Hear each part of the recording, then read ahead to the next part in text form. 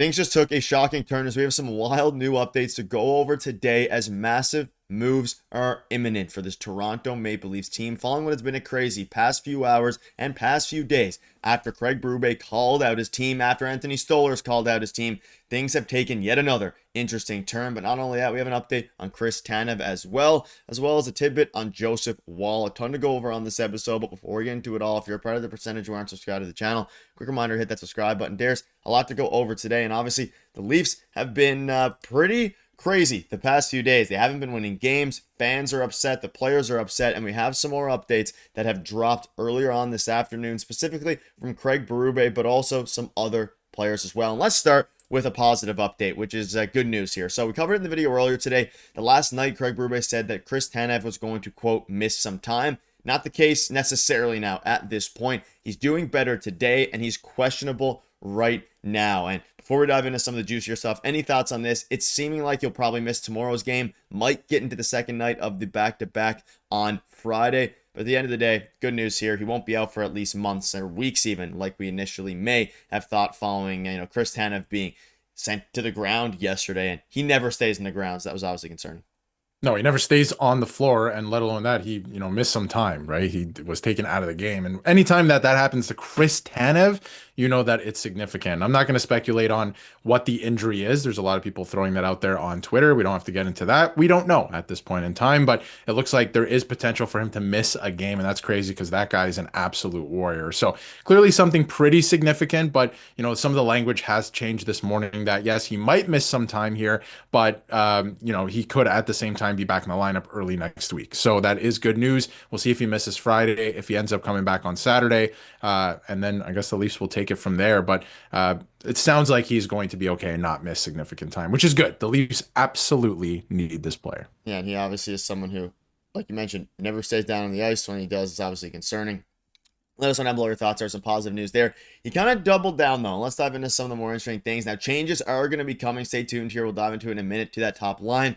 But again, following yesterday, he admitted last night that he's getting tired of the first line struggles, but he added today that William Nylander, who's been moving up and down the top two lines, may end up sticking there for the time being. Berube also pointed to ongoing issues with the team's defensive play, stating it's obviously, about the first line, of course, that it's obviously not good enough, and he doesn't feel like there's any sustained pressure. He also dived into the defense, saying that the defense is just standing in there, jumping in when they shouldn't, not reading, what's coming out. We're late with our reloads, all these different things. Now, these comments came out last night. He doubled down on it today, and I'll get your thoughts on that in a minute.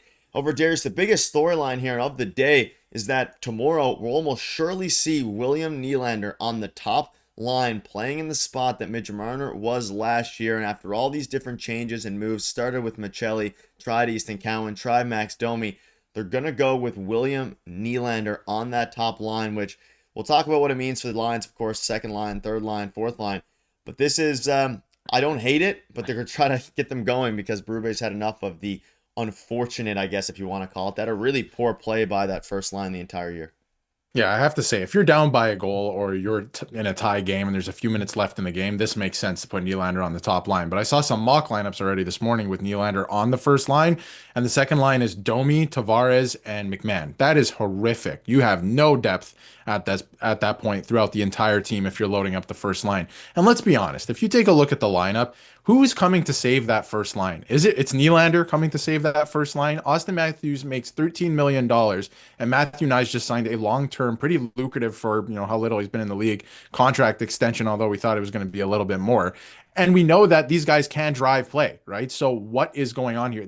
You're not getting any outside help. Nobody's coming to save that line. That line has to be figured out on its own and has to start creating chances because they didn't just forget how to play hockey. It's not Nylander coming to save the day and start to get them going. They have to figure it out themselves.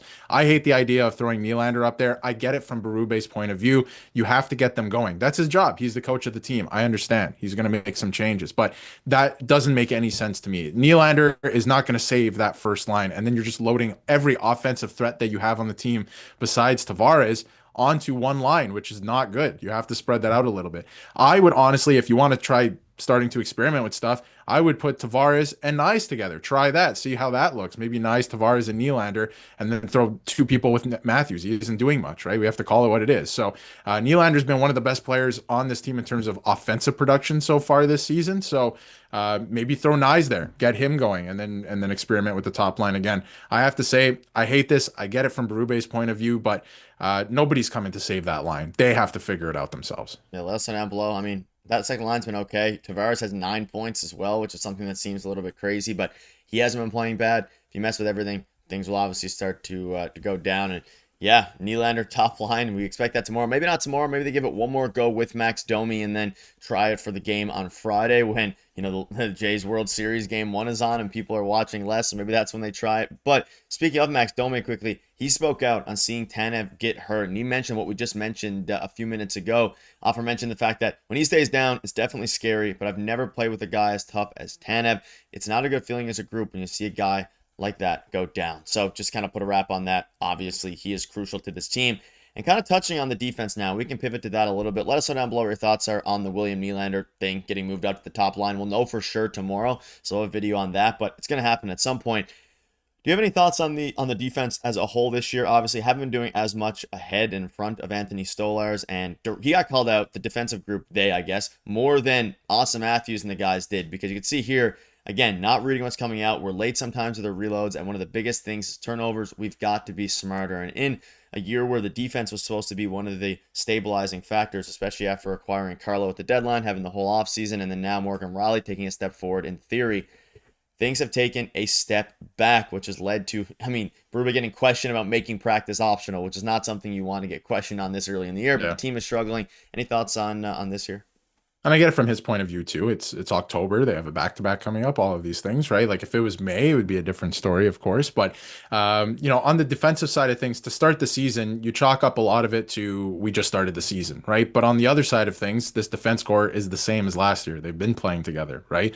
So you would imagine that they would be able to figure it out together or already have it figured out. And of course, like mistakes are going to happen, but a lot of these things I think are avoidable and they just don't look like they're in sync. And then when you go back to last week against Seattle, a lot of the normal defense pairings were being split up and you had Carlo playing with a bunch of different guys. Rielly was playing with Tanev at one point. Now, obviously, Tanev might miss some time, so that's significant. So hopefully not, of course, and it doesn't sound like that's the case, but might miss a game or two. But they have to get going here. Rielly and Carlo together look horrific defensively. They have to figure that out. That's been something we've been talking about since last season and through the summer. Rielly at least looks better offensively. Like they're getting more offense from the defense, which is something they wanted to make more of a point of coming into this year. But defensively, they have not been good. I mean, the only pairing to me, and again, at times they still look sluggish, is McCabe and Tanev. So they have to get going here. Benoit's been taking some risks, which you like to see sometimes from the D, like get activated, but not at the expense of the defensive zone and giving up odd man rushes and all these things. So, like Berube said, they just don't look sharp. They just look like they're not in sync right now. They have to figure it out because this is it. This is the defense core. I don't think anyone's coming to help this team. Maybe you get a top 6 forward closer to the deadline. That's it. There's nobody else coming to help this team. This is the squad that is supposed to figure it out and be a championship caliber team. Yeah, last time my thoughts are one person who might come back is Craig Berube speaking out of Scott Laughton. That's obviously the guy there.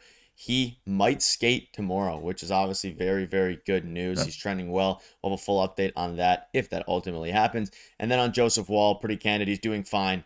And then when he's back, he's back. No other update there. So I'm not going to speculate on that, but hopefully everything's doing well with him. Let us know down below what your thoughts are. A lot of news coming out. We'll keep you up to date. Thank you guys for watching.